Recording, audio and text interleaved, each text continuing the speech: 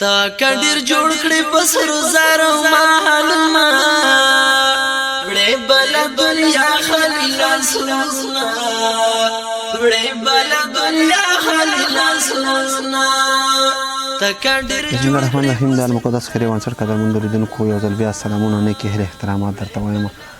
قدرمن دوستانو، د یتیمو غریبو او د معلولو د کورنیو د جملې نه نن یو بل داسې معلول څنګ ته راغلی یم چې تاسې بار بار ویډیوګانې ګورئ او په دې خوشحاله یم چې مولوي صاحب سره دغه مرستې جاري وي، ځکه مولوي صاحب هره اونۍ مرستې ته اړتیا لري.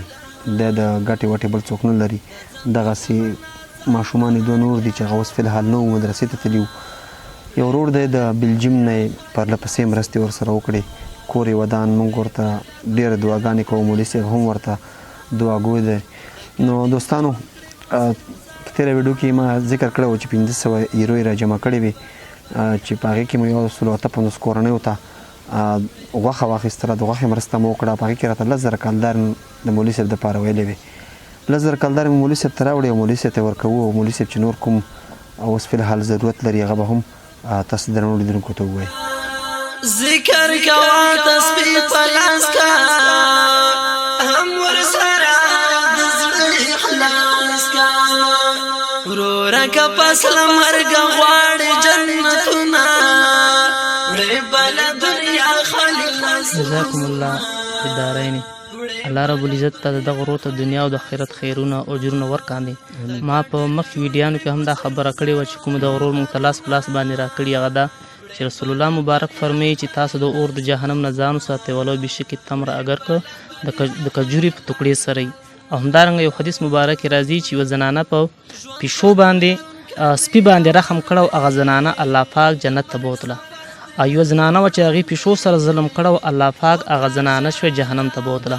نو په انسان باندې رحم کول دا خو ډېره اعلی خبره ده. دغه ورور ته د الله رب العزت د دنیا خیرت او اجرونه ورته ورکاندي او ټول شرونه د الله رب العزت ورته پناه ورکاندي او بچي د الله رب العزت نیک صالح نیک عمله غټ کاندي کی او الله رب العزت د دنیا او آخرت اجرونه ورته ورکاندي. مولوي صاحب اوس فلحال ورور په بهر هېواد کې دی، یو امتحان دی، دغه یو انټرویو وی. نو دعاګانې د هغې دپاره ډېره غوښتې دي او خصوصي دعاګانې بیا په هغه وخت کې ورته وکړه چې کله یوازې یا په لمانځه کې دغسې دعاګانې د دغسې خلکو نه غوښتې دي. یتیمانو دپاره ډېره ښه مرسته ده، غوښې مرسته هم وکړه. ولې نه انشاءالله العزیز مخکې چې کوم یو څو ورځې مخکې غوښه رالګلې وه هغه ډېر یتیمانانو مولودینو بچو مولودینو خلکو وخوړه او ټول هغوی ته دعاګانې کو په آینده کې مو ورته کوو. کوم امتحان چې الله رب العزت دا په دې دنیا امتحان کې هم پاس کو، په قیامت امتحان کې دې الله پاس کاندي او دنیا او آخرت اجرونه د الله رب العزت یو په وسه باندې اجرونه د الله رب العزت ورته ورکاندي. مولوي صاحب کوم داسې ضرورت اوسي ستا د کور کې کوم داسې ضرورت وي چې ته ورته مشکل لرې، ځکه د ګټې وټې خو هسې ټولو ته معلومه ده چې څوک نشته، کوم داسې ضرور شی دی چې ته ورته ضرورت لرې؟ ولې نه، مشکلات خو هر انسان لري او مشکلات ډېر دي او مشکلات د الله رب العزت موږ تاسو خو برابر کاندي.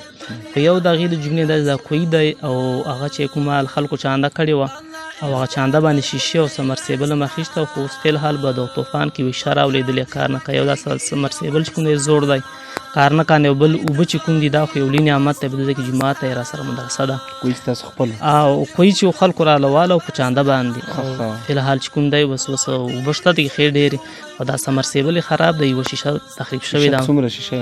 2.5 شیشه چې نو دغه یوه مخکې 1.5 ورسره هم کار یې د سپوره نه ورسره کما 1.5 اوس خرابه شوې خو 2.5 نو ولټې برابر سوه راځي نو بیا اوبه ښې راخېږي.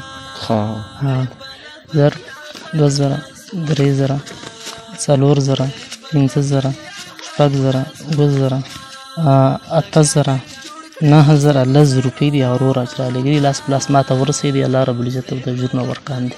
ښه مولوي صاحب، الله رب العزت در باندې رحم وکړي انشاءالله تعالی.